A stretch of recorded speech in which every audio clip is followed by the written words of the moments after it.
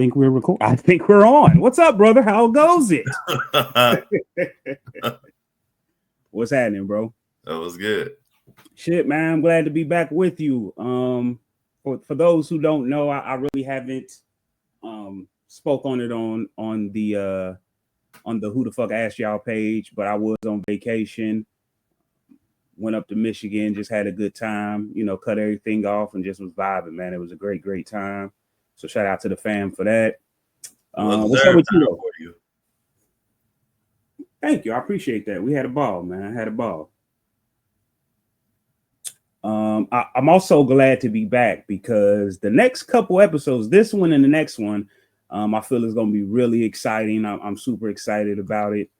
Before we get started, though, I want to send a special shout out to the usual folks: Mo, Spike Lou, Rich, Ray P, the Culture Garden, Childish Grown-Ups, everyone. You know what it is. Much love.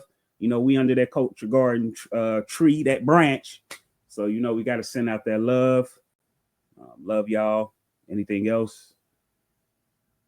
No. I do want to shout out. I want to shout out Childish Grown-Ups just because I've been listening to. I've been listening to the past couple few episodes. Yeah. Man, the ATL one. Yeah. Dog. They be cooking, bro. Man, and that movie still got a hold on me to this day. I don't even know what it is about it. It takes you back to that time. You know what was going on, and when that shit dropped, 04, 05? That was like 05, 06. Yeah, T.I. was that guy. T.I. had a hell of a run, man. It was short. It was tiny. No pun. But yeah, it was a nice little run. He had a nice little run. Then that nigga Wayne came and took over all that shit. But with that being said, I definitely want to get into this episode. I titled it, I don't remember. This is because this episode is regarding movies that we love that you might hate, and movies that you might hate that we love. So with that being said, Rio, I'm gonna let you get started. I don't know if you want to go 5 through 1, or you do your 5, you do 5, I do 5, 4, 4, 3, 3, however you want to do it. It's on you. We can start. We'll bounce off of each other. Like, okay, that's cool. I do my 5 that I movies that other people love that I dislike or hate. Okay. And this might I'm gonna start with number 5. Okay. I'm gonna go from least hated to most hated. Okay, let's get it. So I gotta go with the Titanic. I gotta go with and it's crazy because growing up, this is one of those first like 3-hour movies. I'm heartbroken. This is one of the first 3-hour movies that I've seen. Mm-hmm. And actually, as a kid, I didn't mind it. But then when I got older, I'm like, and I rewatched it like several times. I hate it more and more every time I watch it now because of the ending solely. What about it? What about the ending, man? You know, and I get it, the Titanic thing that was based on true events. Mm-hmm. But at the end of the movie, he could have fit on that door. No, he couldn't. He tried. See, I'm glad you brought this up. I literally just watched this movie a week ago. Me and the wife sat down and watched this movie because I said it's been a minute. This is one of my favorites. Go ahead, man. Do your thing, man. Bro, he tried though. In the movie, he tried. And it went under he couldn't fit both of them. He tried. Go ahead. I don't think they tried enough. I think if she would have scooted over a little bit, mm-hmm. the weight of them plus being in that water, they could have floated. They could have stayed afloat, and he could have fit. I'm telling you. I also think that it speaks to his character as what type of man he was in 1912. You see what kind of niggas was going around that boat. niggas was picking up random kids to get on that lifeboat. You feel me? Oh yeah. So I think that definitely speaks to his character. Once he realized, and I think that's again what makes him such a great character was he tried to get on there. He seen he couldn't. He didn't second think it. Go ahead, Rose, get on there and let's. You know what I mean? It is what it is. Like you didn't even that's why people feel like that. Like he could have fit on there, is because he didn't make a fuss about fitting on that damn board, on that door. I don't know. And it was a lot of things that happened also, like when he first got on, you know what I mean? I know he was a stowaway, you know what I mean? So he wasn't really supposed to be there, but he got on, you know. What they say though, you know, even when you ain't supposed to be there, you gotta act like you're supposed to be there, so people don't know. Yeah. I love that too. That's one of my favorite parts, is when he first get on there and he asked him, did you read the manual? Did you get your shots or whatever? He said, I'm an American. Him too. Like obviously he was, but he just vouched for his man. It's like, him too. Like, nigga, don't be tripping. We Americans. Yeah, so, but I just felt like he had to do too much. Like it just, to me, it was like, okay, it's a crafty movie, but if it's supposed to be based off true events, like how close are these events to being accurate? So, go ahead. But I know that they said that they interviewed it was like the one lady, I think who it was Rose, if I'm not mistaken. Mm-hmm. They had interviewed her or talked to her or whatever. It was like some lady who was last alive on the Titanic, and she said some of the stuff was accurate, not everything, but it's just something about the movie. Now as an adult, I'm like, I don't even want to watch it. It's too long for one, and like it pissed me off at the end because I felt like he could have fit on the door. That's Titanic to me is one of those rare things that I would say is a 10. Like, that movie is perfect to me. I think that the based on true events part is just the boat, like particularly the boat and like certain things that happen, like the captain and the guy that helped build it, wanting to come to New York a day earlier, pushing it too fast, like all that shit is true. But of course the Jack and Rose thing, I feel, is just something that writers do. They got to make you stay intrigued and watch this movie. So, but to me, Titanic is a perfect film. I love Titanic. One of my first movies I ever saw with my pops when he came home. What up, pops? Nigga, let me see them titties. Yeah. So am I gonna go 5? You go 5 and then I go my 5? Not number 5? Yeah. All right. So number 5 for me has to be, I'm gonna go Thin Line Between Love and Hate. Yeah, I said it. Woo! I said it. That's wild. I said it, man. That's wild. And you love Martin. I love Martin to death. You love Martin, yes. Which is yes. This is surprising. Yes. If you a Culture Garden fan, you're not surprised because we did a Thin Line Between Love and Hate episode, and I heard it. Yeah, and I spoke on it there. I feel that Martin was doing way too much with this film. One of those things was he was trying to direct. He was trying to be the star. He was trying to be funny. You notice he's never directed a movie ever again. Like, yeah, I think it was just a lot on him. And I think he could have used another person. Think of it this way. He used Bobby Brown to be his funny guy, like to be his second in command, like Bobby Brown. But hold on. In fact, like you also, like when you spoke on it, I remember you saying that vividly about the movie, and that was one of your things that you didn't like about it. Yes. Was him, but you said that he also said that it was too much on him, right? If I'm not mistaken. Like he and that's why he said he never wanted to direct again a film that he was in. So I get that, but I think with him also being a first-time director of the movie that he starred in, I think that it did really well, right? I think that maybe he was fatigued afterwards or during the making of it, but all in all, I think that the movie, like the casting was great, the acting was superb. Lynn Whitfield did an amazing job. I agree. Lynn Whitfield was amazing. Della Reese was amazing. Regina King was amazing. But that's where it stops. Because if not Bobby Brown, then who? we had this combo too. I could have seen. Could you imagine Jamie Foxx in that position at that time? 97. Jamie was around. He was around, but was he as big as Bobby Brown?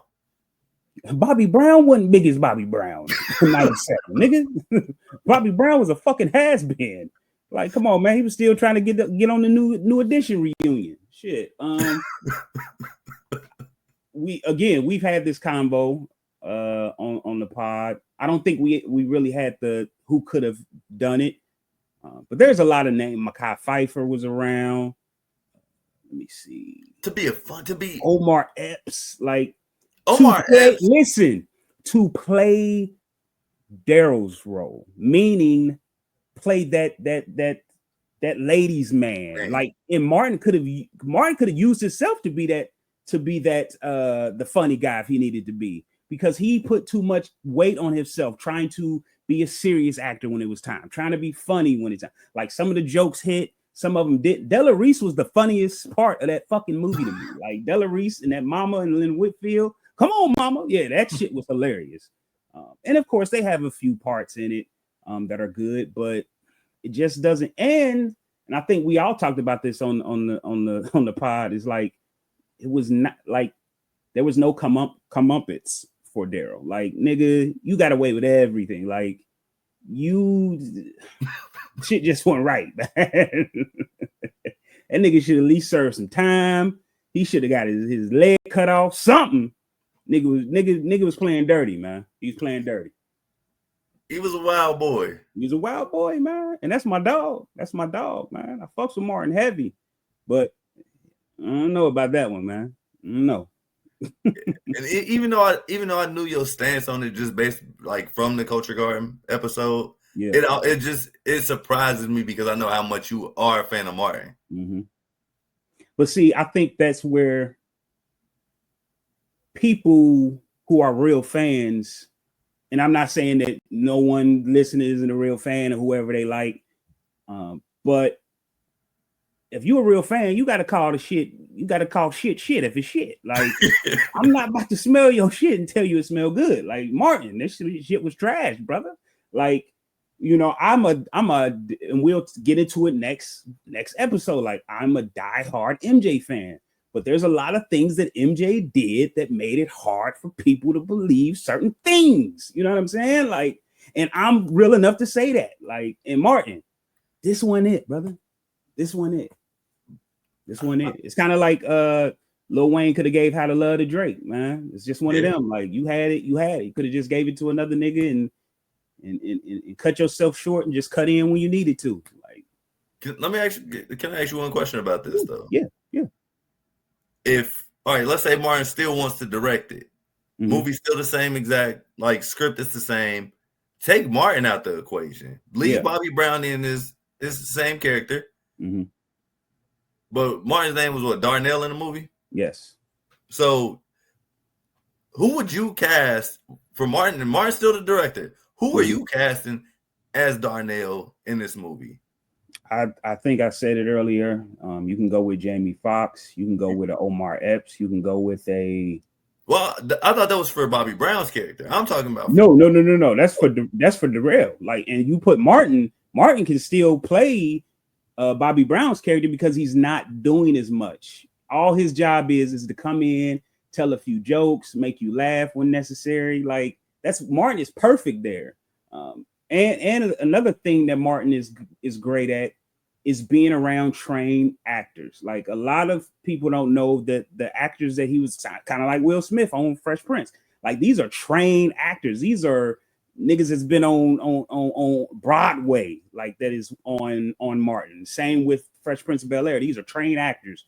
So much so that they're making him look better, where he can just do what he do and they can pick up the slack. Like, that's how you know they're trained actors, when you got a guy like Martin in the room and you're able to still keep that straight face, even though this nigga is fooling. Like, that's what you need. We needed that Martin to come to the show, to the set, and he was highly high.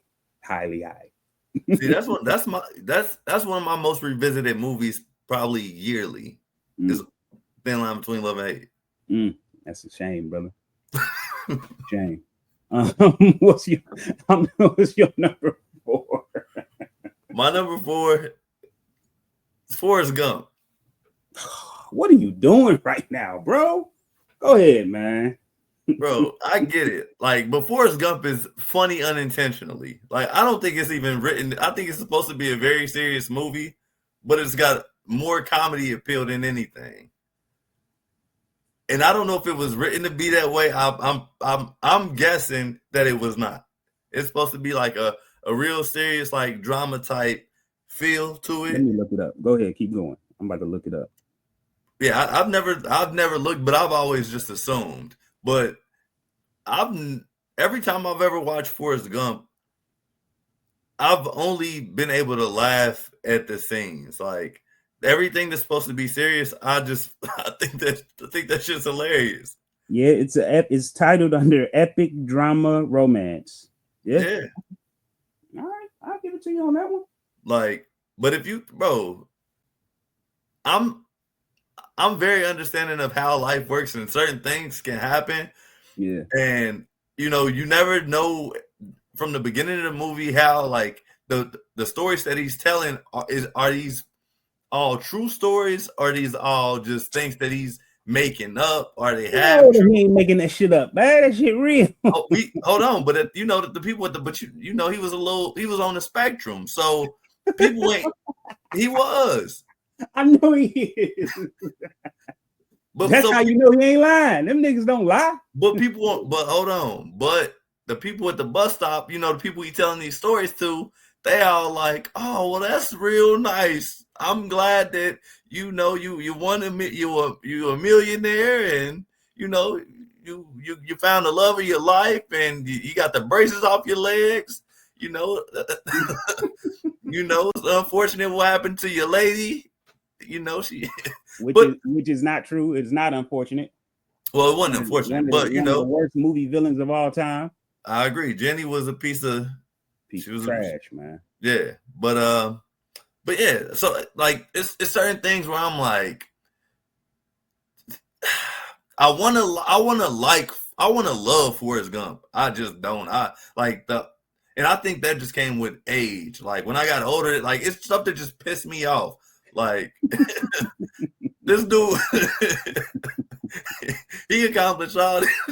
Hey, you know what's funny? I'm thinking the same thing you probably about to say is what I'm about to say. Is like I think that bro, again, this is no diss to anyone. But doesn't it kind of piss you off that this man has accomplished so much on the spectrum? Most of us have.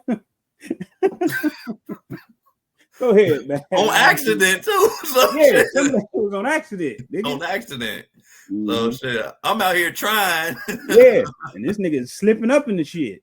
Yeah, but yeah, I don't know. I don't know if it's a combination of that and just the fact that it's like I'm laughing at this shit, and in reality, like growing up, this shit was supposed to be serious. Like, so whenever I watch it, I'm not even watching it with like the vision I'm supposed to be watching it with. Yeah, like, yeah. But it's a quotable movie though. Listen, I love Forrest Gump. The only thing that I'll say about Forrest Gump for me is it shouldn't have won over Shawshank. That's it. But other than that, this is a perfect, great. I ain't gonna say it's a perfect movie. It's a great movie. Tom Hanks acted his ass off, and everyone that was in the movie with him did the same. They just showed up and showed out. But I'm with you a little bit on certain things that you just like, really, But again, that's I guess that's the jealousy in me. Like this nigga done accomplished so much. I'm 36. I ain't did a quarter of this shit this nigga done did. Oh shit, this nigga ran a whole motherfucking nigga ran around the world, all types of shit, man. And got his dream girl. That's what makes it even worse. Like even though she was a piece of shit, he still got her. He won the Nobel Peace Prize. Like, what did he do? Met JFK, one of America's treasures. Man, he was a good dude, man. He's a good dude. I fucks with him. I fucks with him. Let me see. Number 4 for me. Man, I'm gonna have to say, damn. I'm gonna have to say the B movie. I don't know if people, I don't know how people feel about the B movie, but this is one of the, to me, one of the worst animated movies ever. It sucks. It doesn't make any sense. I never seen it. You shouldn't. I feel like Jerry Seinfeld, I don't know how much he really had to do with it. Like if he, this was his idea or whatever, but essentially it's about a bee that sues humans for stealing their honey or some shit like that, and then the lady falls in love with it. Like, it's crazy, bro. Hold on, let me look it up. Let me not fuck this up, because I need to. I just know that I've seen it at least 3 times, and every time, listen, I've seen it 3 times, and y'all hear me trying to explain. Like, I can't even. That's how trash it is to me. Like, this movie is just trash. Hold on, the B movie. Yeah, here we go. Let's see. Oh, it's a whole damn. I don't even want to read all this shit.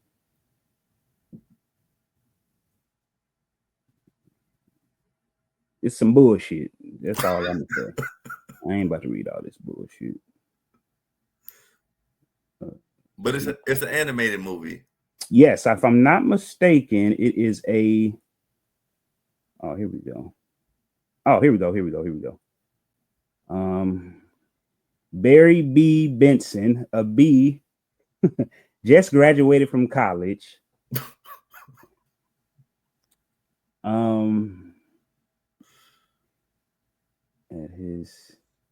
Just started his career choice making honey. On a special trip outside the hive, Barry's life is saved by Vanessa, a florist in New York City. As their relationship blossoms, he discovers it's humans actually eat honey and decide to sue them. Yeah, some bullshit. And for y'all who heard me reading and be like, this nigga can't read. First off, nigga, I'm slow. Nah, it don't matter, man. I can read. Hey, fuck you. So yeah, the B movie, that shit is trash to me. Go ahead, what you got, man? Now I'm intrigued to watch it. Go ahead, you're gonna be asleep. I'm intrigued to watch what. Hopefully, is it made by Pixar? Yep. Oh. Yeah, hold on. I think so. If I'm not mistaken, yeah, it's a Pixar. It's either a Pixar or DreamWorks. Let me see. It's on Netflix right now. Go ahead, From man. The people that brought you Toy Story. Yep. Yep. They fucked up with this one. Yeah, it get a 6.1, which is very, very rare for animated films. 6.1. Let me see. Yeah, Boss Baby. Shit, Boss Baby got a 6.3, and it was nominated for an Oscar. So. Oh damn! I ain't know Boss Baby had a rating that. Yeah, I ain't know that either. That was my daughter's shit. That's actually a good movie. Oh yeah, I fucks with it. So yeah, what's your number? What you on? 3? Yeah, what's your number 3? I didn't know which one I was gonna put here, but I gotta go with Carrie. Okay. Any of them, any year that they bring a Carrie movie out, that's the just the plot alone. The origins, none of that shit matter, huh? The movie is terrible. Mm-hmm. Mm-hmm. As a kid, I didn't. I thought it was stupid. I just watched it because it's a scary movie. I like scary movies, especially around Halloween. Yeah, for sure. I watched the original as a kid. And then when they redid it, I think it was 2005, around that time. Yeah.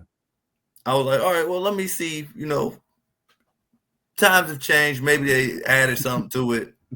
Nah, same trash. Same trash as before. Like, girls unpopular in school gets picked on. Mm-hmm. Gets asked to prom just to be humiliated. Yeah. her mom don't like her. Like, hey, that's hey. So she burned. So she ended up killing people because she's demonic already, and she burned. That's a origin of a villain if I ever heard one. No.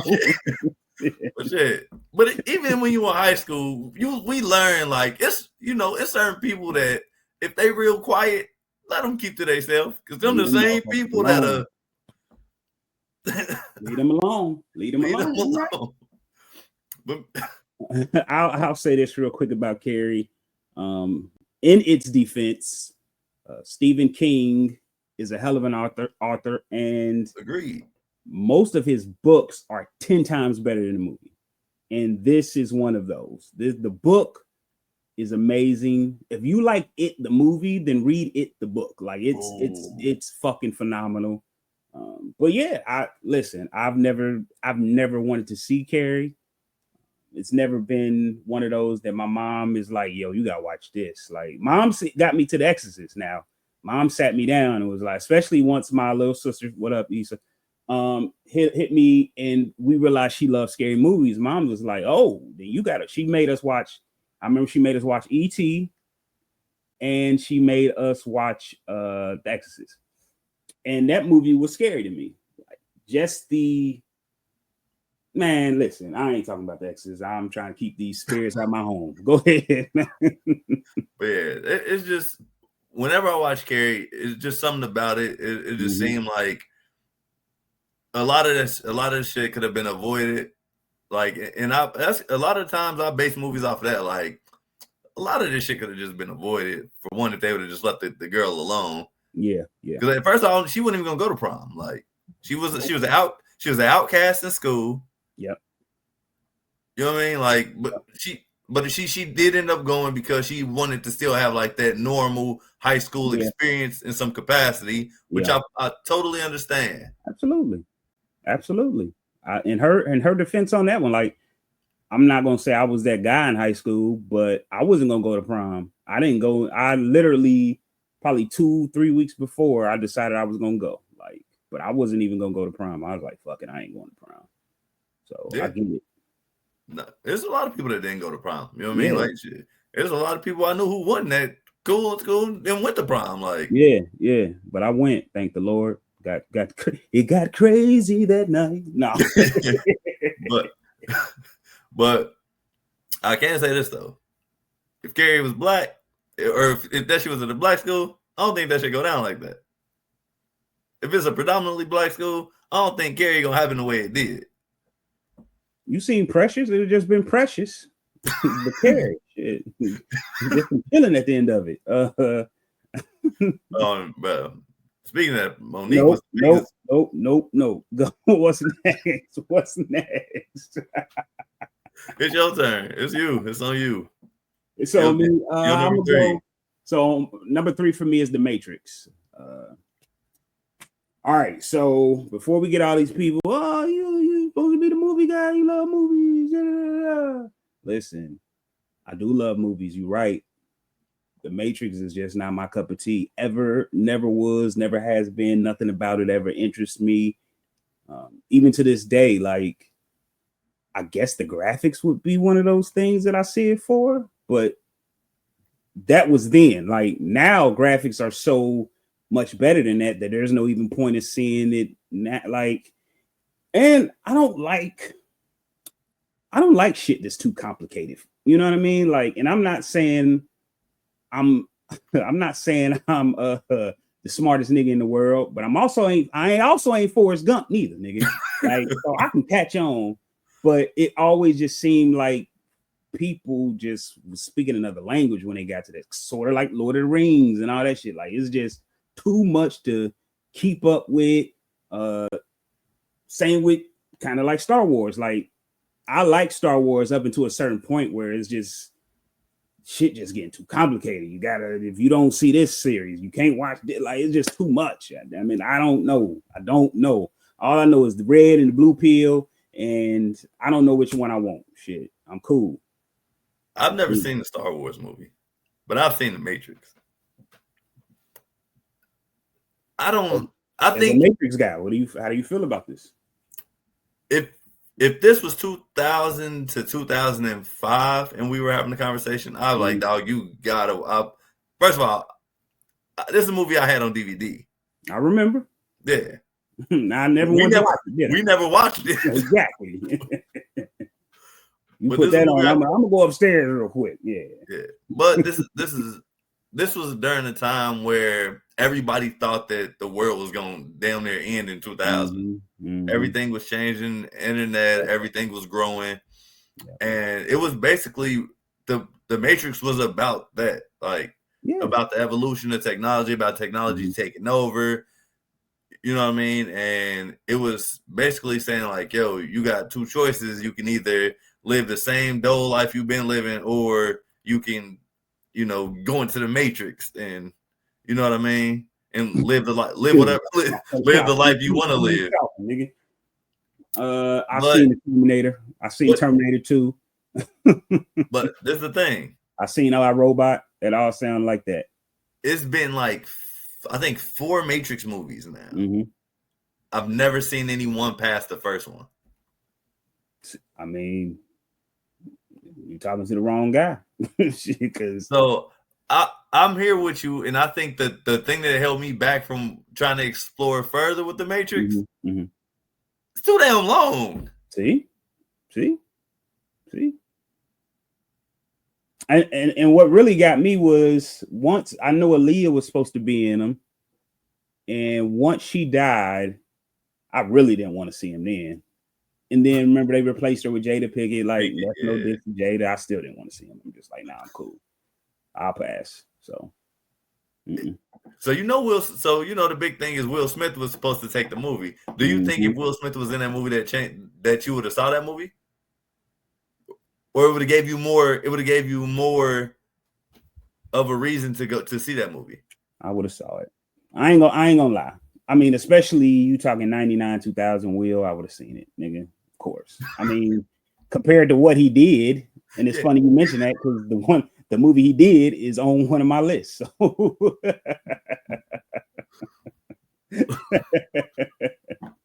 Oh shit, that's hilarious. Well, it's on you, bro. What's your number 2, man? My number 2? Yep. I'm gonna go with The Breakfast Club. Shout out to Charlamagne, DJ Inf. No. I got some names on y'all. No, you ever seen The Breakfast Club, the movie? Yeah, of course. John Hughes, nigga, the legend. Hey, I'm gonna tell you this. I've been in high school. I was in detention a lot.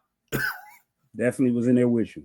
I was in school suspension. A lot.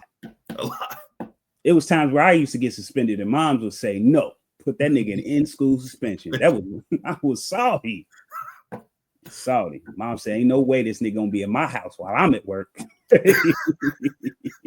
Shout out to black moms everywhere, man. Undefeated. It's funny because I hear your mom. I know your mom, so I should get down. I already know. Yeah. But yeah, I'm sorry, but I don't give a damn if that movie was made in 1985, that movie was made in 1995, that movie was made in 2095. Ain't nobody having that much fun, doing that much stuff within that time frame and being in school suspension or detention or anything. Yeah. And I don't care how they were all in there for different reasons. It was a cool kid, and they always do the play on, the cool kid, the popular kid, or the unpopular kid, the cute girl with the boy who's a bad boy. But I had to watch it, for school purposes. This shit was terrible. I was like, oh yeah, this is definitely some mid 1980 bullshit that they tried to feed kids. Like, yeah, you all can find common ground, and nah, it's just certain people that won't ever be, You know what I mean? Like you can be like, okay, I'm cool with this person, but it ain't like we gonna be cool after this. Like yeah.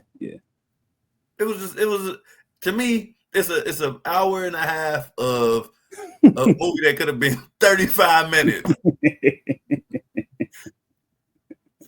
Nah, you said 35 minutes. Listen, you know me, I'm I consider myself a cinephile. I'm not going to disagree with you, but I will give this movie grace. It was the first of its kind.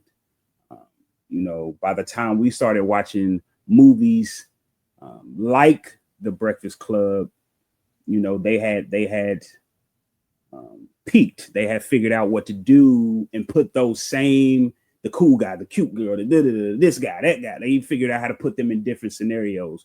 But in 1985, 86, that was original. Like that was mind blowing. Like, oh shit, yeah, let's put you know what I mean? Like, yeah.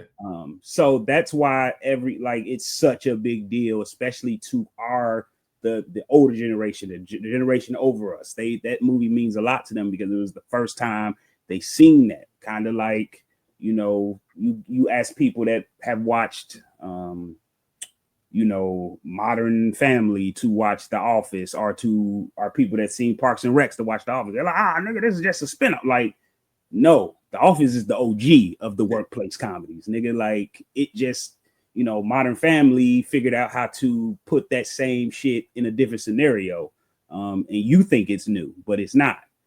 So that's why I think it gets all the love it gets. Is just like it's the original. Like everything else after it is a copy. So, you know, shout out to that. But you know, it's not a great movie. You know, got a little racism in it. You know, shit like that. You know, same old shit. Yeah, that's my number 2.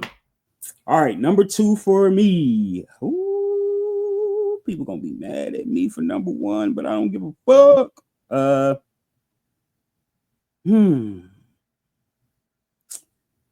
don't know if I want to. You know what? I'm gonna go ahead and say it. Number 2 for me is Legally Blind. Excuse me. Excuse me. Blindside. I'm sorry. Blindside? Blindside, yes. Oh shit! I love that movie. I love Sandra Bullock. You the fucking problem. Niggas like you is the problem. Blindside is one of the worst fucking movies ever made. I fucking hate it. I hate everything about it. I hate that. I hate that they made Michael Orr seem like he was slow, like he on Forrest Gump's level, and that nigga is one of the smartest niggas in the world. I hate everything about it, nigga. I hate that he didn't even get no money for that movie. They used his name. They just man. Oh, I hate that movie. And guess what? I ain't never seen it. I ain't never even seen it. I won't watch it. I refuse because I know all the history and the dirty shit that goes on with that movie. And again, Michael Orr has spoken out about it. The movie's about him, and he's spoken out about it. Like they didn't even really they legally adopted him so he could go to school or some shit like that. Like it's not even as deep as the movie makes it seem. And again, my number 1 problem with this movie is that they make Michael Orr sing. All I know how to do is block. Like nigga. Shout out to him for winning the Super Bowl with the Ravens, though. You know. But yeah, I just don't. I hate that movie, man. I hate everything about it. I hate everything about it, bro. And I hate the white savior Trump. The white savior thing where a nigga's in need. Here comes the white person to come save us. And I also hate when a white woman. No, let me rephrase that. I hate when a white person has a little backbone, and boy, do white America go crazy. They love what was the movie with Julia Roberts when she won an Oscar? Aaron Brockovich. Like just because bitch tell you no when you say something to her. I like her. She tough. Get the fuck out of here. Fuck out of here. Scram. So that's my number 2. Fuck The Blind Side. And that's all I gotta say. I'm sorry. And I get what you're saying. Like everything that comes with the movie is BS. Mm-hmm. The movie itself, for cinematic purposes, I felt was a good movie. If it were as accurate as the movie, if the actual story was as accurate as the movie, I think people will feel differently. But because we know that it's not, but at the end of the day, if they said like, oh, he didn't have any issues at all, you know what I mean? As far as like learning ability or anything like that, it would be lesser of a movie that they could put out for Hollywood. Mm-hmm. Yeah, they had to dumb it down, of course. Yeah, You get that guilt factor. But I do like that does like kind of piss me off with the white savior Trump of saying like, well, only a white person could uplift him and get him into college, or you know what I mean? All that bullshit. And they still making money off that nigga right now. and then put him out there like she had to teach him how to learn how to play bro. Yeah, man. Yeah, man. They did him dirty, man. They did him dirty. I bet people don't walk up to him and be like, "Oh, Michael, hey." He grabbed that man in practice, like, no. So like, you treat that. She was like, the way that you care about your little brother, that's the way you care about that quarterback. Like, first of all, let's pump our brakes.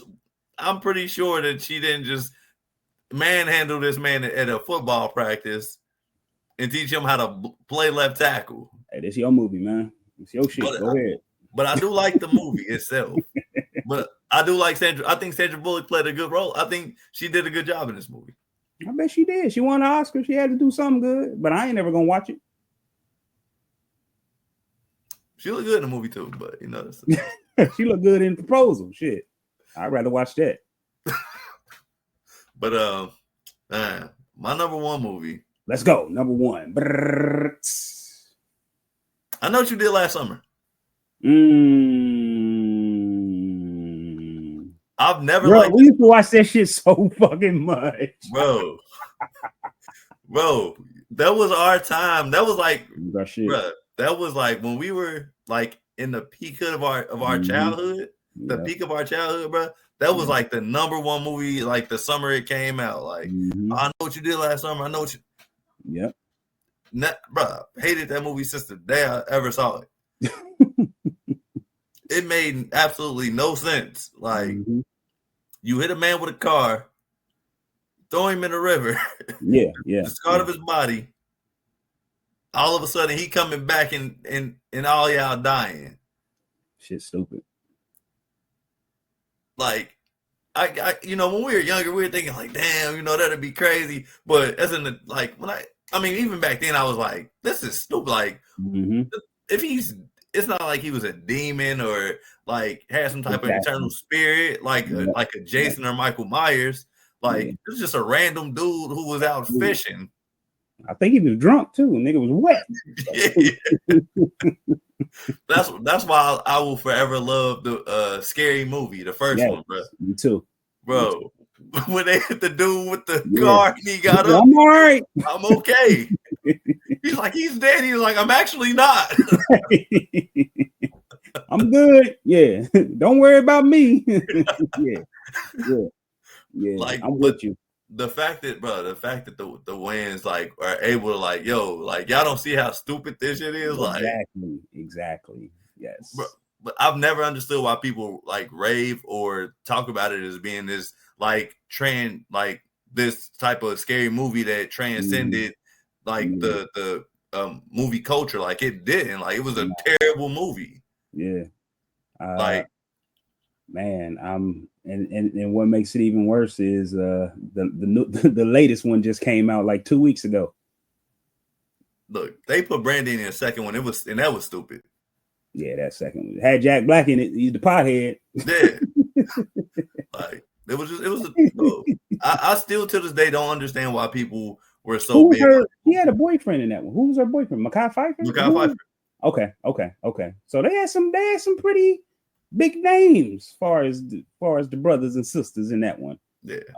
But I remember that being was that before Cinderella or after? I don't remember, but I know that I like the second one more than the first one just because of the cast. But I know that the new one, I seen the previews for the latest one, and it brought back Jennifer Love Hewitt and Freddie Prinze Jr. I have no interest, none, none, because like you said, bro, like there's no demonic thing with this movie. Like, what? How does this? It just doesn't make sense. Yeah, like it just, to me, it felt like it was obvious with everything else. Like to me, Scream, I get how that breaks down. Yeah, like that makes sense to me. But I know what you did last summer. Just it didn't make sense.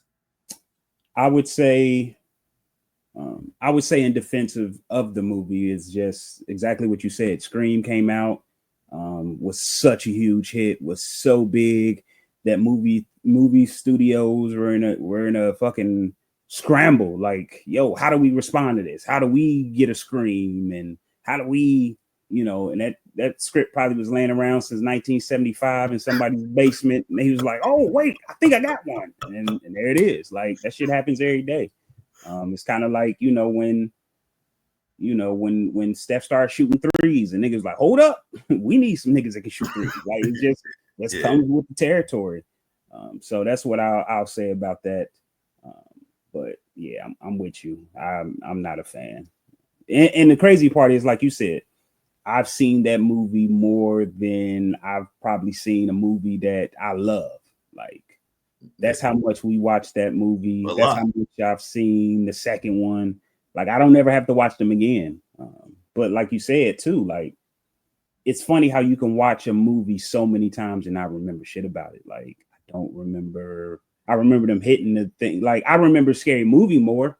Yeah. Like, if I'm not mistaken, maybe I'm lying, because I was gonna say, didn't one of the people that was in it actually be in Scary Movie? But I could be lying. But yeah, that's neither here nor there. I'm gonna go my number one, if you don't mind. Yeah. I'm about to piss some people off, but I don't care. My number one, it's a movie I fucking hate it. Hate it. I hate it. I hate it. I hate it. I hate it. What up, Rich? You know what I'm about to say. Belly. I hate that movie. I hate it. I hate everything about it. I hate that you niggas love this movie. Why? It's a cult classic. No, it's not. It's not. It's not. It's not. Who is the cult? Oh, never mind. I know. Goodness. I feel like that movie is trash, bro. Doesn't make sense. And even the opening scene that everyone's all, oh, it's so however you want it. Like, I guess that's okay. I get it. It's okay. It's decent. But the movie itself is, bro. But it was bro. It was directed so well too. Hype Williams, bro. Stop it, bro. Hype Williams he directed music videos, bro. And that's where he should have stayed. And he transcended the music video industry, bro. Okay. And he applied that same. Did he transcend? Let's ask this question. Now let's ask this: did he transcend the movie industry? No. Okay, then. All right, then. Did he discover acting talent in Belly? One. Who? Method Man. I think Method Man. Okay. I think. Okay. I'm with that. I'll give you that one. I'll give you that one. Method Man was the best actor in that movie, and then DMX. But here's the problem, because every time I talk about this movie and I diss it, everyone says, but DMX was so good in it. DMX was amazing. Great. You are absolutely correct. He was amazing. But who was his competition? Nas. T-Boss. That was his competition. He had to out-act T-Boss. Oh, come on, man. Shit's horrible, bro. Shit is horrible. And honestly, the best actor in the movie, besides, I mean, let's be honest, was the Jamaican guy. What's his name? Junior, whatever his name was. Yeah. He was the best. He was fire in the movie. He's the bro. If I ever wanted to watch Belly, I wouldn't watch it. I would just go to those scenes. That's it.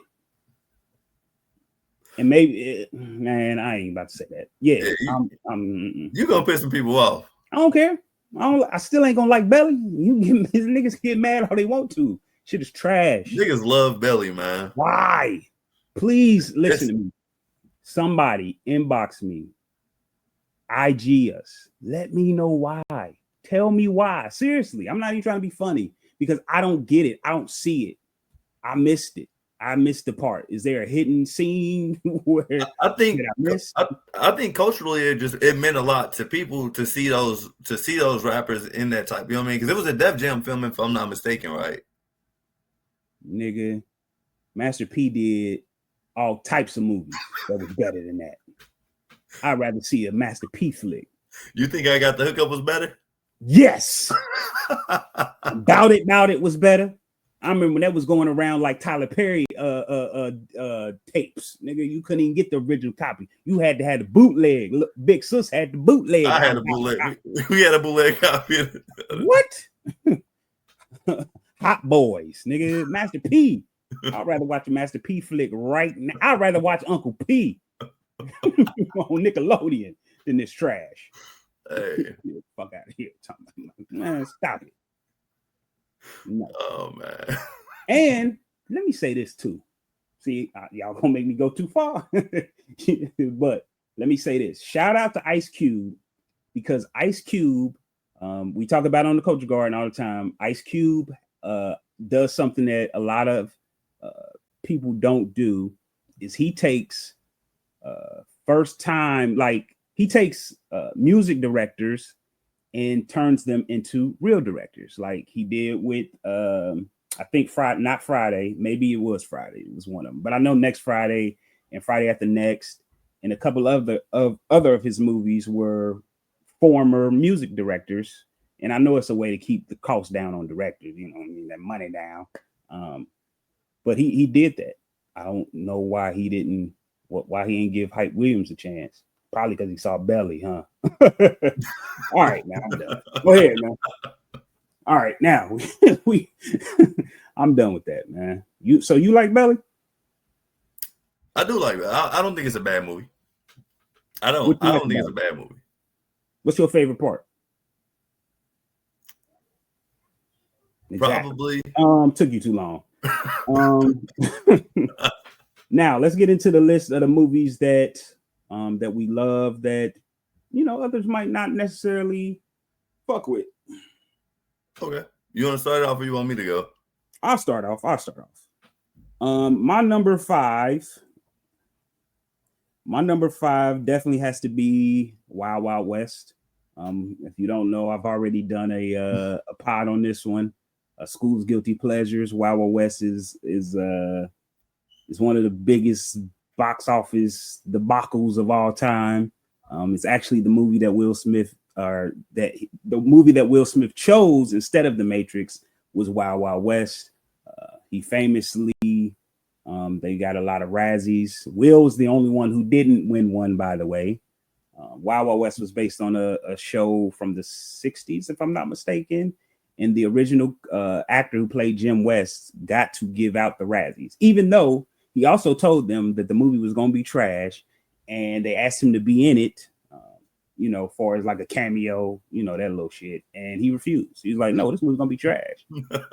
And he was right. The shit was trash. As far as they're concerned. Yeah. You know, critics. And I love this movie. I think it's a great movie.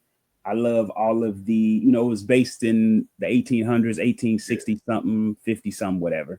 I love all that, you know, subliminal racism. I love all that, you know. It's just a good movie, man. I was telling you, what are you doing here, boy? Oh, I just forgot to, sir. I'm sorry, sir. I forgot to punch you in your face, like, nigga. But nah, man, I get why it was a bad movie, but I just, you know, nostalgia is dangerous, man. I love that movie, man.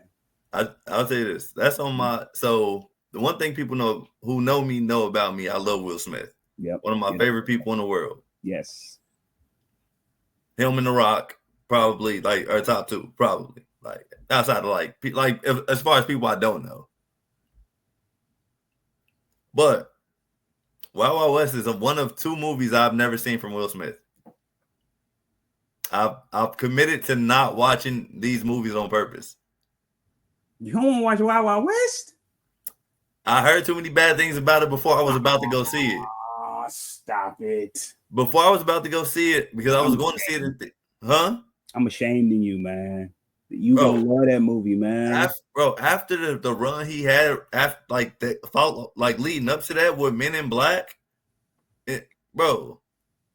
The crazy part about the movie is it did what it was supposed to do. Like it did, yes. But I heard it didn't stop his streak. None of that shit. Like it just.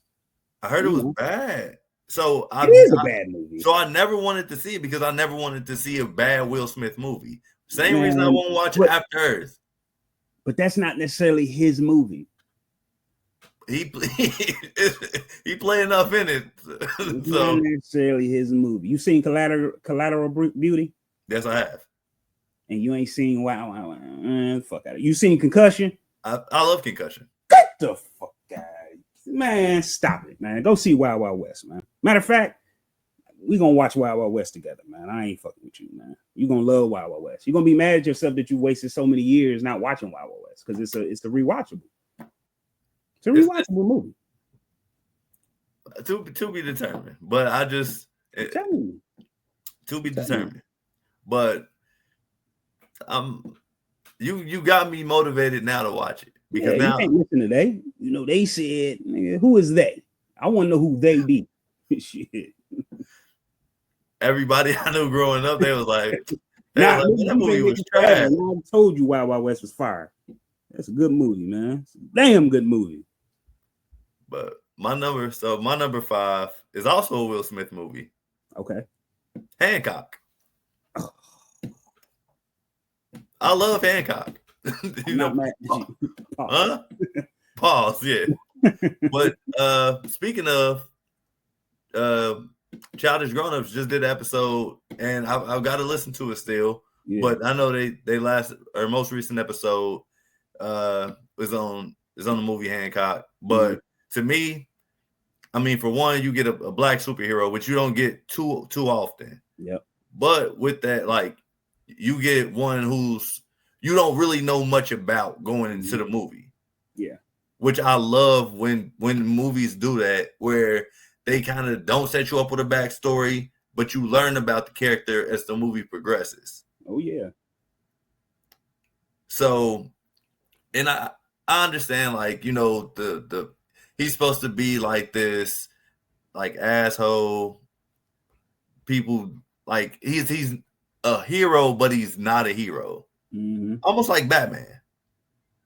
I wouldn't go that far. He just, like, Batman don't got superpowers, but Batman is a vigilante. He's not a hero.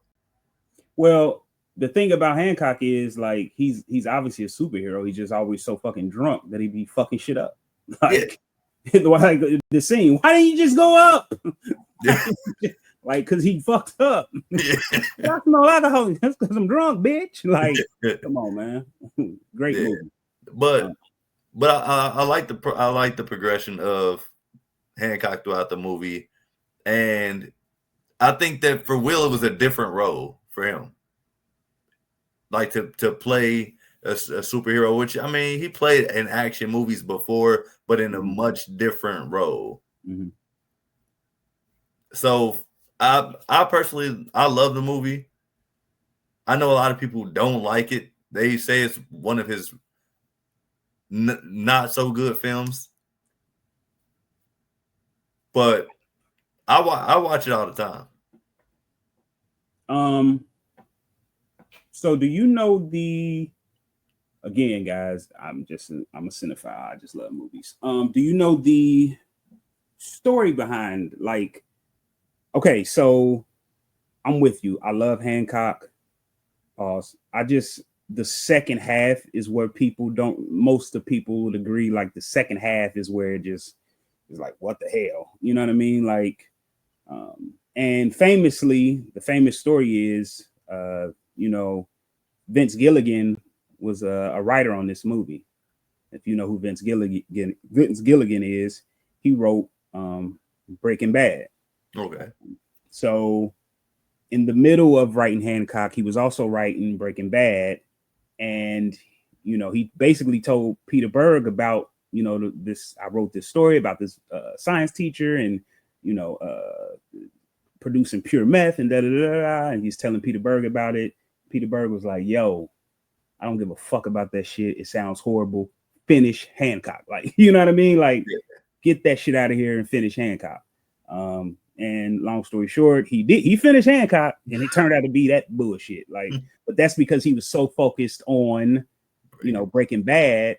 And I get it. Like, you've done what you can do for that. I'm over here now. Like, so you see what the bullshit is. If I'm not mistaken, he might even got fired, and then they brought in, these other people, and that's what they came up with. Like, they meet each other and they tornado, and like it had potential, so much potential.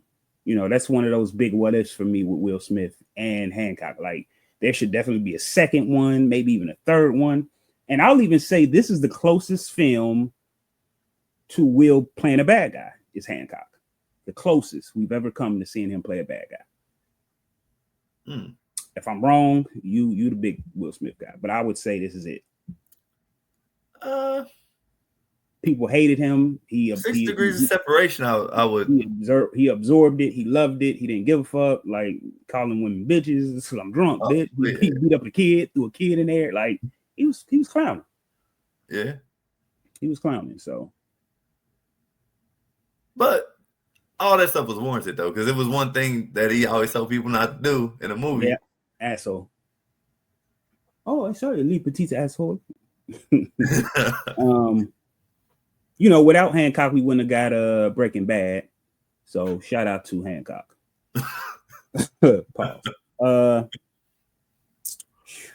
Number 5. So number 4.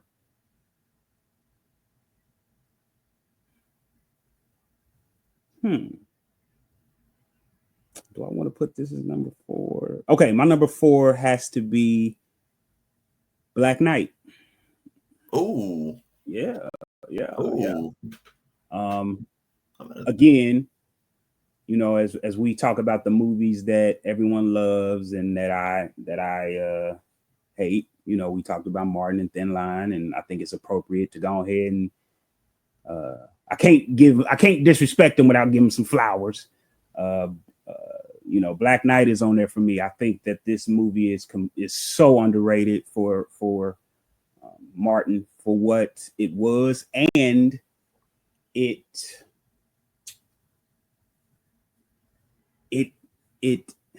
trying to think of the right words, but it epitomized what he does best, and that's just be himself, act the fool. Like, you put him in a different time period, and that's where he's going to just really act up, because he still can be his 2003 self, even in the 1500s. You know what I mean? Like, he got him playing a dance to the music, like all that shit. Like, it's just a funny ass movie. The one thing that I don't like about this movie is that jersey. Shout out to Next Friday. Same with Craig and his jersey. Like, whose jersey is this that you walking around in, Martin? Who jersey is that, man? I just don't get it. But other than that, it's a great movie. A lot of racist tropes in it, of course. It is what it is. But I actually do love this movie. People hated it for some reason. I still don't know why. You asked Martin to show up and just, make us laugh. It's the 14s, whatever. And, what would you do in this situation? How would you get out of it? How would you make us laugh? Like, bam, cool. That's it. He did it. I love it. Yeah, I'm with you. I like the Dark Knight too. I mean, Black Knight too. Oh, I like the Dark Knight as well. Well, I also do like. I was watching Dark Knight this morning, so but Black Knight, I like Black Knight too.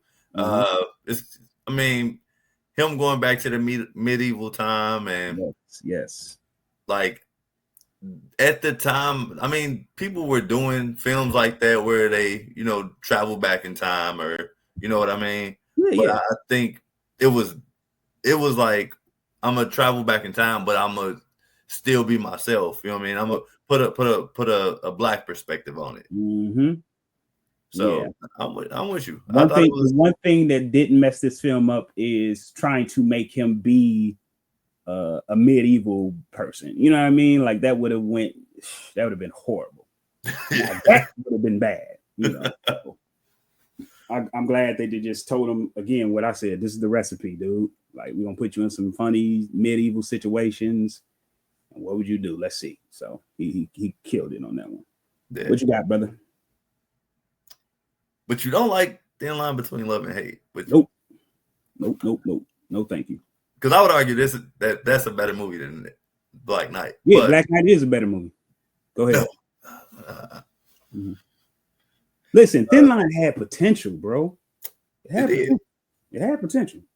The second you call Bobby Brown back for casting, shit's going downhill. Go ahead, man. But it's crazy. I want to say one thing about, because I want to be able to say this and get this on record. It's one person that you didn't mention during that time that I thought would have played an exceptional role as Darnell if Martin didn't play it, or could have even been the comedic relief for Bobby Brown, like that Bobby Brown was supposed to be, or that he was. Bill Bellamy. Not a big Bill Bellamy guy. That's okay, but during that time, dude was like, he was huge. Pause. I don't think he's ever, and it's funny you say that because it's a Bill Bellamy movie on my list. Bill Bellamy, I'd rather see Bill Bellamy in a serious role. Shout out to Love Jones. He was amazing in Love Jones. But I'm just not, when I first found out he was actually a comedian, I was like, oh damn, people laugh at this nigga. So whatever. But all right, I'll go. This is gonna be my number 4. My number 4. Mm-hmm. And this is a disclaimer. I'm not a part of the Beehive. I do enjoy Beyonce, but I'm not a part of the Beehive. Okay. This might even surprise you. Carmen. Hey, that ain't gonna surprise you. We did an SGP on Carmen. Yeah. Shout out to little sis. Anissa was on there with me, man. Yeah, hip hop. Yeah. I love Carmen. Mm-hmm. Beyonce rapping. Yeah. Most Def. Yeah. Even Mekhi Phifer. Yeah, Mekhi was doing his thing. Barred up. Mm-hmm. You think Hov was writing bars? Huh? You think Hov was writing bars? Nah, I heard that Most Def wrote a lot of the him, and then what's her name? She was in it. I can never remember her real name. Yeah, Rod Digger. She wrote a lot of the stuff too. I bet. But yeah, like I think that it's a very good story. Yeah. The people complain about the rapping, and it don't like. To me, if you're a true hip hop fan, mm-hmm. like you can get down with it. The only thing I didn't like is the dude that they had playing Blaze. Because some people just, how some people just look like he ain't got no juice. None. Yeah. I would have never believed he could have took Beyonce from Mekhi Phifer. Hey, but like that. But he had money, so, and she wanted to. Hey, Urkel took Laura from Stefan. Nigga, what you talking about? Shit. I mean, she probably had to realize they're the same guy. I guess they are the same person. Yeah, but in this instance, I get it. She wanted to be in Hollywood, and she wanted to have some type of fame. And then she also found out, allegedly, that she was going to die from the psychic. But I guess what she didn't understand was her decisions that she made were going to lead her to die. Mm-hmm. So, but I think it was a great performance from Beyonce. And I think this is probably the best movie Beyonce ever acted in. Hey, now you trying to get us canceled. Now you trying to get the Beehive all on us, man. I'm serious. Good. We serious. almost made it. I'm not gonna go that far, but I definitely fuss with Carmen. Great movie. Shout out to Little Sis again. That's our shit. We watched that so many times that on 85. So many fucking times. Hey, it was one point I actually knew all of Mekhi Phifer. Like I knew all of his raps. Like I got it bad for the Brown. Like hey, oh yeah, man, I can recall Little Sis right now. She'll start rapping Beyonce and shit. She'll start rapping every part. All right, where we at? 3. Yep. All right, so number 3 for me is Nothing But Trouble. I feel like a lot of people, I think it's one of those hidden gems. Like you either know this movie or you don't. It has Chevy Chase, Demi Moore. It has a lot of heavy hitters in it. John Candy. Shit, who else in this movie? Tupac makes an appearance. His first time. Yeah, Tupac's in it. First time ever on film. Him in Digital Underground. But it's a classic movie. It is basically about Demi Moore and Chevy Chase are speeding through this small hick, like very small hick town, and they find out that and I think they're both lawyers, and they find out that there are places in America that you do not want to get caught speeding in. Like it's a crazy movie. It's funny. Critics hated it. And again, it's one of those movies that a lot of people just don't know about. But look it up. It's called Nothing But Trouble. I watch this movie yearly. I own it. I fucks with it. I'll never not watch this movie. I'll never not watch it. I think if I'm not mistaken, it's one of John Candy's last performances, if not his last. Yeah, so I fucks with it heavy. It's my shit. Dan Aykroyd plays like 3 characters. John Candy play like 3 characters. Like, it's just a silly ass movie, man. Silly as hell. I'm looking this up. Yeah, look it up. Nothing But Trouble. By our next episode, I will have watched this movie. Yes, please, and let me know how you feel about it. As soon as I watch it, I'm gonna let you know. Like, yo, either yeah or I'm like, nah, this ain't it. You're gonna say yeah. It's a good movie. You're gonna watch Nothing But Trouble before Wild Wild West. That's crazy. Shame on you. Oh man. So my number 3. Yeah. This is going because this was our movie. We watched this quite a few times, and I recall a few times at your grandparents' house. We watched it after school. Joe Dirt. You threw it back with that one. Hey, that was our shit. People used to try to clown Joe Dirt so bad, like it was not a good Joe Dirt was a hilarious movie, phenomenal, and I don't think that David Spade gets enough credit for being as funny as he was, like especially during that time, like and it's not his fault. I believe it was just a lot of heavy hitters doing what he was doing at that time. You know, you had Adam Sandler, you had Dana Carvey, you had Mike Myers. Like, it was just so many people playing those different personas where they had to put makeup on and be someone else. Like, and that was it. Like, and I want to say, and this is no diss to David Spade, but his was the simplest of all of them. You know what I mean? Like, you know, Dana Carvey was the master of the turtle. Like, that was your shit. You know, Mike Myers, Austin Powers, the love guru. Damn, he had another one like Adam Sandler. We can go on and on. Little Nicky, you know, all that shit. Like Big Daddy.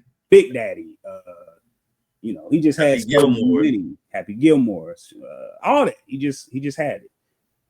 So yeah, that's all that is. And then you had Rob Schneider, who was, you know, the hot chick, and then he was the Big Lebowski. No, excuse me, I'm sorry, the Gigolo. Sorry, Deuce Bigelow. Deuce Bigelow, not the Big Lebowski. That's a classic. White Russian, please. So yeah, I fucks with We fuck with Jeff. We fuck with Joe Dirt heavy. Man. But another thing they did with that movie was they came with the sequel too fucking late. Yeah. What was the other one he did? The Dickie Roberts. Oh yeah. Was it Dickie Roberts, childhood actor? Yeah, something like that. Yeah, Dickie Roberts. Yeah, David Spade, unfortunately, when Chris Farley died, lost his partner in a sense. Yeah, and I think that really hurt him because them as a tandem was phenomenal. Oh yeah. I own Black Sheep, and I own damn, what's the other joint they did? Black Sheep and the Callahan auto parts. The only other thing I know I had Tommy Boy out. Tommy Boy, that's it. Yeah, Tommy Boy. That's it. Yeah. Black Sheep and Tommy Boy. Them two were phenomenal movies of them together, acting up, man. So shout out to that. Yeah. People ain't gonna like what I had to say on this one. So where we at? Number two? Okay, let me go to my number 2. Sorry, I gotta use my nose. My number 2. Ooh.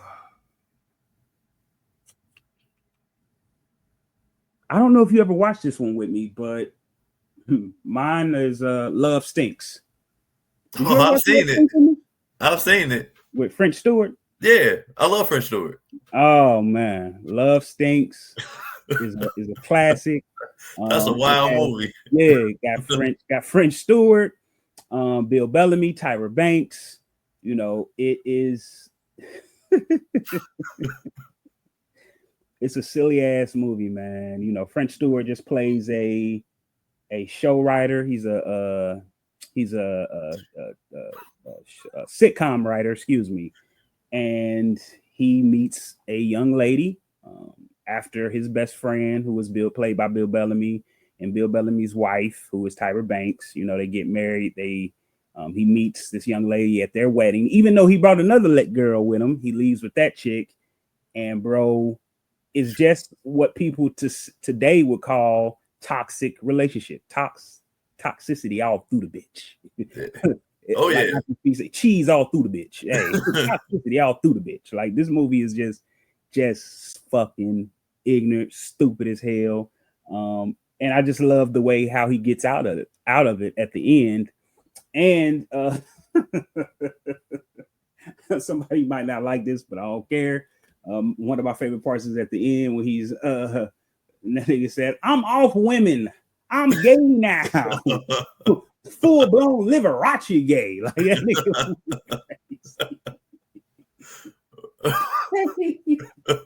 Hey, that movie is stupid, man. French Stewart is one of those guys who don't get enough credit, man. Third Rock from the Sun is another one. I loved him in that. So yeah, that's my number 2. It bombed, like heavily bombed. But to me, it was good.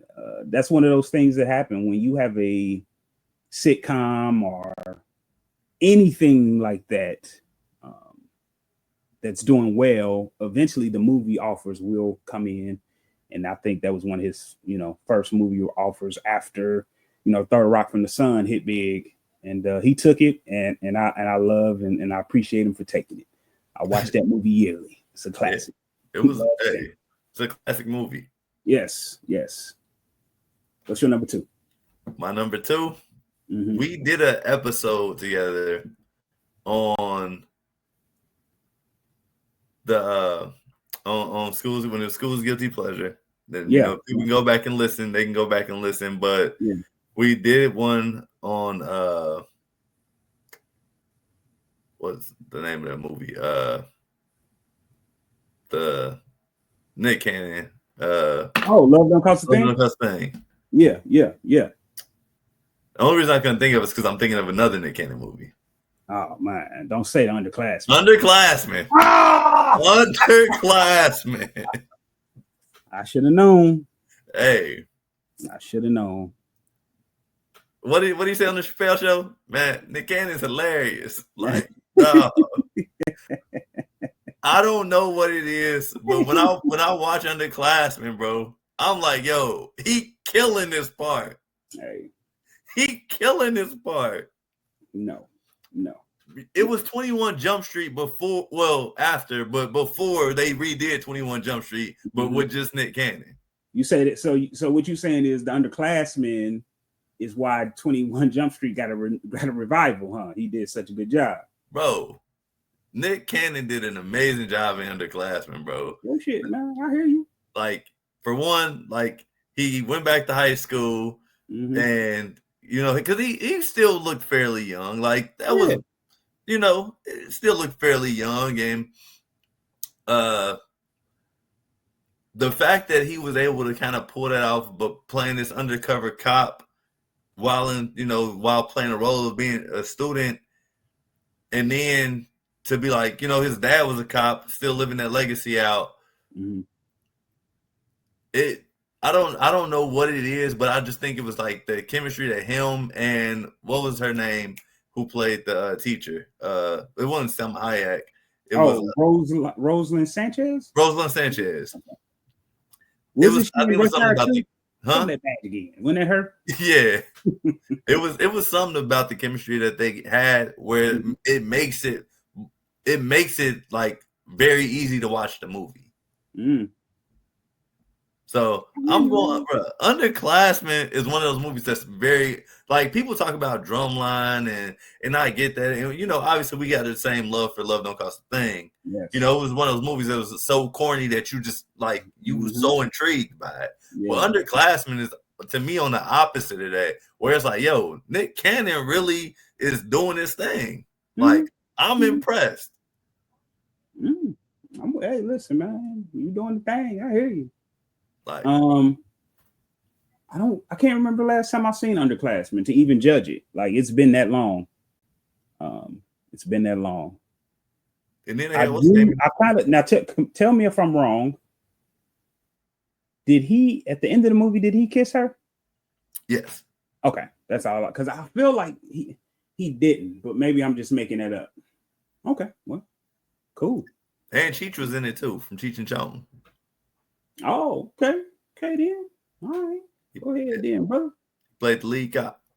Hey, do your thing, man. Listen, I guess you're gonna be watching Nothing But Trouble, and I'll be watching Underclassmen. Bro, do me a favor. Watch Underclassmen and tell me that you don't feel like, yo, Nick Cannon actually, like, I just think at the time when it came out, people didn't give him the same respect because it's like, it's Nick Cannon. Yeah. But if you watch it today, I'm sure it's on Tubi. Huh? I'll check it out. I said, I'm sure it's on Tubi. I'll check it out. Matter of fact, let me see where it's at. If it's on Tubi, I'm cutting this shit off right now. I like Tubi movies too, but yeah, that's next. The best Tubi movie. You say what? The best Tubi movies. Oh, you gotta buy it. You gotta buy it. $3.99. It's rated a 4.4. Uh-oh. I promise you it's closer to a 7. It's closer to a 7.0. Stop it. It is. All right. I'm gonna listen. Just for that, I'm checking it out. I'm gonna check it out. My number one is I don't even know if people necessarily hate this movie, but I feel like and it's funny, this is crazy that we just did this. So my number one movie is Boat Trip. You remember that one? I know, yeah. Cuba Gooding Jr. Yes. And it's funny because he was chasing Rosalind Sanchez. Yeah. I just peeped we did that. So listen. That movie could come out today. Bro, I just had this conversation and I don't think this movie could come out today. I think me and Rich talked about it, but it probably could, but you would have to make it a female thing. You would just have to flip it. Like, so for those who have never seen the movie, Cuba Gooding Jr. Basically falls in love with a young lady and did he so he accidentally books. Listen, let me stop. Okay. So Vivica A. Fox is his fiance. They break up. He finds out she's cheating on him, and he decides he's going to take a cruise. He's like, I'm going to take me a cruise. And I can't remember if he disrespected the person who was setting up the cruise, like the travel agent or whatever. But somehow he winds up on a gay cruise, and he runs into Rosa Sanchez, and he falls in love with her, but he has to pretend to be gay. Like, again, it's one of those movies you couldn't make today, but it's hilarious, bro. It's hilarious to see this man who is a man, a heterosexual male, very heterosexual man, pretend to be gay to get closer to this woman. Like, it's wild, bro. Like, it's wild. And I got the unrated version. That shit is wild, bro. This movie is crazy. Crazy. And again, like I said, it's one of those rare movies where you couldn't make it today, but it is still funny. Like, I don't feel guilty for watching this movie. You know what I mean? Like, because there's some movies that I watch that I'm just like, that's just because of the climate today. This makes me cringe. Like, I don't feel like nothing wrong with it, but I still feel like somebody looking through the window, and I should be like, I ain't watching this. They put a warning on Rush Hour on USA. Like, if Rush Hour comes on USA, there's a warning about the 90s. Like, the 90s were a great time, and like, it's just crazy how that's crazy. Yeah, the climate has changed very much so. And I respect that. Whatever, do what you do. But I'm still gonna watch Boat Trip. That's my shit. Oh yeah, bro. That's actually on Tubi, I think, if I'm not mistaken. What, Boat Trip? I think so. I own it, so I don't give a damn. I don't need no Tubi. Let me see. I'm about to look it up. But yeah, now that's a throwback. Like, I enjoy that movie so much because it's like like it's almost free falling comedy where the writers are like, we gonna get these jokes off. Yes. And we're not trying to be insensitive or poke fun of a certain type of people, but this we gonna get the jokes off. Listen, it's rated a 4.6. I'm weak. That's crazy. I'm weak. Yeah, Cuba. Listen, one of the things that people gotta realize too is, like, after you win an Oscar, I think Denzel talked about this. After you win an Oscar, your the next movie after that is always a payday. It's always a payday. And I'm not saying, because this wasn't his first movie after the Oscar, that I don't think so. But he was at that point where he just was continuously like, how much you gonna pay me? Like, you know what I mean? Like, they probably gave him a nice chunk of change to do this one. Like, I couldn't see him not, especially in 2002. This movie came out in 2002, where it was very, certain shit you just couldn't do. Yeah. So yeah, I fucked with this movie heavy, man. It's my shit. I told Rich, like, we got to do a Culture Garden episode, but I don't know. Hey, I'm there with you. I actually enjoyed that movie a lot. So yeah. It just goes to the fact that, like, a lot of people get on Biggie for the line on Me and My Bitch. Yeah. She looks so good, huh? I suck on her daddy's dick. Like, this woman looks so good to Cuba Gooding Jr.'s character that he's willing to play gay. Yeah. I'm willing to be gay for this woman.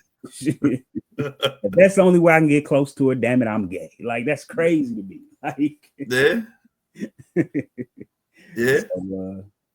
So, what's your number one, man? I'm ready. Oh, you already said yours, or did you? I did my number two. I didn't do my number one. Come on, what's your number one, man? So I originally had a 1A, 1B. Okay. I don't know if I want to put Fat Beach in my number one. Woo! And I love Fat Beach. That's our shit too. That was our shit. Yes. That was our shit, bro. That was our shit. bro. Damn, So, back. bro, that's correct because I wanted to say that at number one because I never felt like it got like any type of acknowledgement that it deserved. Like it was the dude who played Steel, and he always kind of played the friend of the main guy in another movie. And he finally got him a role. Yeah. And he delivered, but the movie he delivered in the movie. Yeah, he delivered. But it was one of those movies that it didn't get a lot of like national attention or big publicity. But my number one movie is She's Out of My League. If you ever seen it, it's one of those movies where, like, you seen 40-Year-Old Virgin, right? And yeah. Knocked Up. You seen Knocked Up? Yeah, I haven't seen She's Out of My League in a minute. I own it somewhere. But so what I'm talking about. The guy who plays the main character is one of the friends in Knocked Up. He's one of his roommates. Yes, Jay Barcel or something like that. Yes. And it's not a star-studded cast. It's not. But it's an amazing story about a guy who gets a girl who he meets at the airport while he's at work. He just so happens to have her phone because she left it at the airport. He works for TSA, and they link up and he gives her phone back. But then she's just like, it's something about the dude that she like, you know what? I kind of want to give him a chance. Like, I think it was that he was just different than her normal type. Yeah. Yes. Yep. Damn, I haven't seen that one in a minute, but I remember owning it. I remember loving it. I also remember it being the last of its kind, as far as just like that raw, raunchy, having those moments that were just like, whoa, this is crazy, Yes. And for those who don't, man, I ain't about to tell my business. But I also remember the part of her saying like how she's not perfect. I have webbed toes. Like, girl, that ain't never gonna stop no man from doing nothing. He said webbed toes. Right. That's your defect. I thought you had like a little tail. Yeah.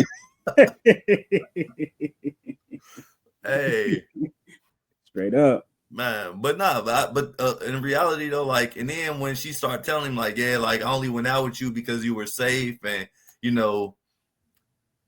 and then he, for him, it kind of was like a dang, like, all right, well, tell me how you really feel. Like, you only went out with me because you felt like I was safe. Like, I'd rather you not go out with me at all. Like, cool. I'm safe. Cool. Yeah. Alice Eve, she looked good. Oh yeah. I'm safe. Let's get it. Safe it is. But yeah, he wasn't rocking with it. Then he, but I just like the development of like her getting to know him, and then it turned from like, okay, he's safe to, okay, like, me and him get along, like he makes me laugh, like, yeah, he's legit. Yeah, he like, and it was for me, it was one of those movies where not necessarily the good, like, because he, he's not a bad looking guy, but he ain't the pro, the typical guy who they will put in a role to get a girl. Oh yeah, for sure. Oh yeah, I got you. So like for me, it was just one of those things. It was like, dang, like I kind of like the fact that they kind of, they took an approach where they was like, okay, we're gonna put like an average looking dude in a situation where it's a girl who's look amazing. You know what I mean? Yeah. And really give him like the, give him the juice for real. Like, yeah. So for me, I watch that movie probably like 4 times a year. I feel like that movie comes out once every 3 to 4 years, and it's all based upon who's the hottest comedian, like, or who's hot from a movie role. Like him, like he was, I can't remember what movie, it might have been Knocked Up or whatever, but he just was one of those characters or comedic actors that was just so hot at the time, and people loved. They was like, huh, let's make him the guy, to feel good. He doesn't have a chance. The average dude that makes the average guy feel like he can get with this chick.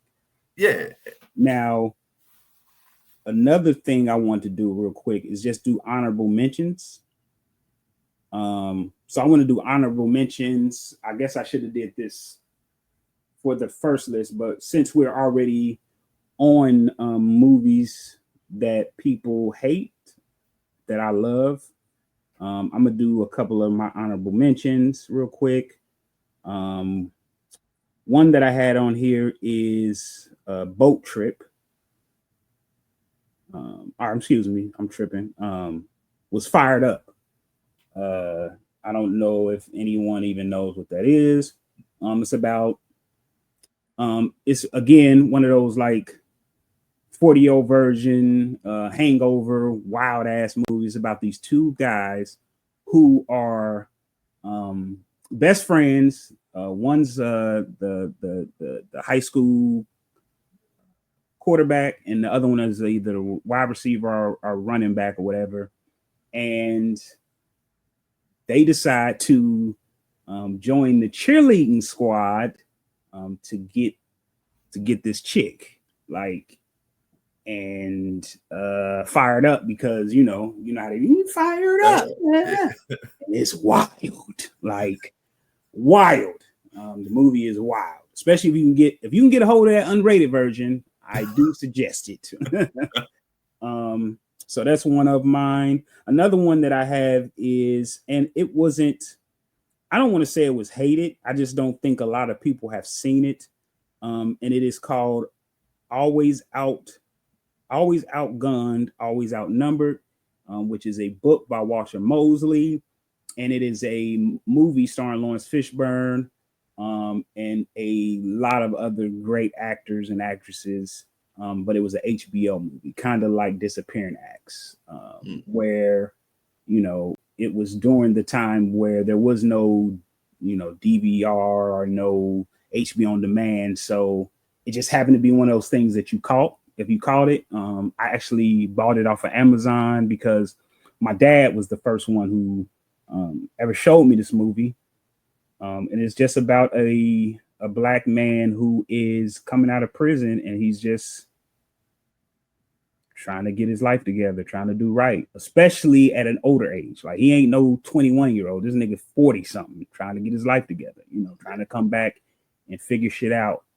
And his name is Socrates. So it's a very good movie, very, very touching, very deep.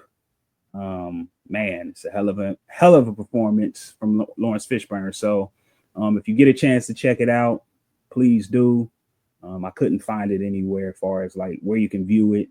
Again, like I said, I own it. I think it was like $4 on Amazon, or even if you buy it on Amazon, it's only $4. But I promise you, it's worth the watch. So that's what I got on honorable mention for movies that I love. Go ahead. Yeah, Meteor Man. Oh yeah. Oh, nobody hate Meteor Man. Shit. Bro, Meteor Man was not well reviewed. Yeah, about white folks. No, but we love it. Bro, it was a lot of people who used to clown Meteor Man like when I was growing up. But, I mean, I don't think clowning Luther. Bro, what Luther doing in this movie? Anybody to get Luther to get in the movie and play a bad guy. They say he's a bad guy in real life. Shit, that ain't no act. Anybody to get Luther was a golden lord, bro. He was in the game. Hey, no comment. Luther was a golden lord. That's all I'm saying. Yeah. Dancing with your father. Yeah. For him, Tiny Lister Zeus, Don Cheadle. Mm-hmm. All types of golden lords. Yeah. Bro. James Earl Jones. The only one that looked right was Bird. Bro, they had James Earl Jones in that wig. That looked too bad. Mm-hmm. The one thing that always got me about this movie was Cosby. Oh, I mean, I get his role. I mean, you eventually get why he's in it, but whole time I'm in there like, what is he? Why? What is he? You know another movie that I hate, that I don't know if people hate, but I always hate it, and I can't say that I've seen it to say that I like it or don't like it, but Ghost Dad. You remember that movie? Ghost Dad was good. Was it? Bill Cosby? Yeah. Yeah. Ghost Dad was a good movie. Did he talk in it? Yeah. Oh, because I felt like he didn't say nothing in it, so I just never wanted to see it. I'm like, he don't even talk. Who want to see this shit? Ghost Dad. Wow. Ghost Dad was a good movie. I bet he was using those powers. Never mind. All right, man. Dirty some bitch. I want. Yeah, but that's about all I had on my list for honorable mentions. Was because I already said Fat Beach was like a 1A 1B, but yeah, Meteor Man. I don't feel like people give it enough credit for what it really was. Like, yeah, the first black superhero, man. Yeah. Robert Townsend is someone who I really believe doesn't get the flowers that he deserves. Like, he should get a Oscar achievement, something. Like, y'all gave him flowers on the Culture Garden. Yeah. But I'm saying, like, and I know that doesn't matter. Like, the other side's validation doesn't matter. It really doesn't. But it would be nice for him to be seen on that level. You know what I'm saying? Like, so much so that, and what I'm saying is, if you go on, give you an example. Martin was on the Emmys, I think last year. Yeah, last year he was on the Emmys. And I'm sure that opened up a whole new audience to Martin, like, that had never seen it before. That was just like, oh shit, Martin. Like, I like Martin. I didn't know he had a series. You know what I mean? Like, yeah. And that's all I mean, is just like new eyes to you know, a lot of the movies that he's done that has never been seen, like Baps. Baps is a fucking phenomenal movie. Yeah. You know, so yeah, I just think that, you know, I'm with people when they say we don't need love from the other side. I'm with you. I agree 110. But sometimes, you know, that other side does help with that, with getting those numbers up. Because I mean, they are the majority. So yeah. So with that being said, brother, I'm so glad that I'm back. I'm so glad I'm back with you. You're my guy. Same. Great list, man. I damn sure appreciate your list. Your first two threw me off though. I wasn't expecting Forrest and Titanic, man. Damn. I still can't believe you don't like Thin Line Between Love and Hate, but hey, we gonna work on it. I can't believe you never seen Wild Wild West. Like, that really blows my mind, especially for you. Like, you're the biggest Will Smith fan I know. Like, I always tell myself I never want to see a bad Will Smith movie, because I don't want to have that. Like, I love Legend of Bagger Vance. I do love Independence Day. I love Enemy of the State is an amazing movie. What? Now let me ask this. What movies of The Rock have you not seen? I've seen Gridiron Gang. I've seen Snitch, actually. I've seen Central Intelligence. Seen The Mummy Returns, or Scorpion King. Well, I've seen both, but I've seen The Rundown, which was a phenomenal movie. I've never seen Tooth Fairy. All right. I'm just listen, man. I'm just asking. I'm just curious. Have you seen The Game Plan? The Game Plan. Who's in that? The Rock. No. Go watch it. Game Plan. Is that when he's a football player, and then he found out he got a daughter. Oh, he got a daughter? Yeah, I've seen it. Yeah. I thought you meant the Tooth Fairy. Yeah, I've never seen the Tooth Fairy either. I've never seen The Snitch either. I didn't want to see it when I found out that he was playing a white man. I was like, hell nah. But I did see Walking Tall, where he played a white man, so I guess I can make it. I don't even think The Rock know he black. The Rock knows he's black. No, I just thought he knew he was Samoan. That's all he talk about. Nah, The Rock he was in the Nation of Domination for a reason. Like, he's well in touch. He grew up more with his Samoan side. In 1999. That nigga is separated from the nation, huh? he like Malcolm X. He got up out of there. Nah, trust me, he just grew up more so with his Samoan Why? His daddy side. was in his life. Huh? His daddy was in his life. But he was mostly around Samoans because of his mom and his his grandfather. daddy. But him and his dad. If you read this book, he What talks book? about, huh? What book? The Rock says. Oh, nigga, that book was fake. Vince McMahon wrote that book, nigga. Dude, I want the real story. Here's the real story. Right. That shit fake. Right. You know how I know it's fake? That's how I know it's fake. What? Because that nigga ain't wrote a book since. Yeah, he did. He got 2 books. Oh, he do? Oh. Yeah. What's the other 2? What's the other book? I think it was called I forget what the second book was called, but I know he got 2 books. His second book didn't do well. Yeah, I bet it didn't. The Rock says it was like top 10. I remember, boy. That's when we was dropping people elbow on each other. Man, oh man. All right, brother. Well, I still got the Rock says though if you want to read it. Well, I can't see, so I have to listen to it. That's why I'll be listening to it. Oh, they got audio. Yeah, it should be I on audio. I'll probably get the audio. I get the audio. Look up his other book too, though. Is he the one doing the audio? I don't know. I ain't listened to it. Yeah, I only read it. Probably not. I just listened to Stephen A. Smith book not that long ago. It was pretty good. Was he narrating it? Mm-hmm. I couldn't listen to it. Why? Never mind. We'll talk off cam, man. All right, man. Hey, you a fool. Love you, brother. Hey, love you too, man. Great episode. Shout out to the people. Like, share, subscribe. I guess we didn't say it earlier, but it don't matter. You already know it's cussing shit. We cussing shit. Peace. They'll find out. Yeah. Shit, it's too late now. All right, I think that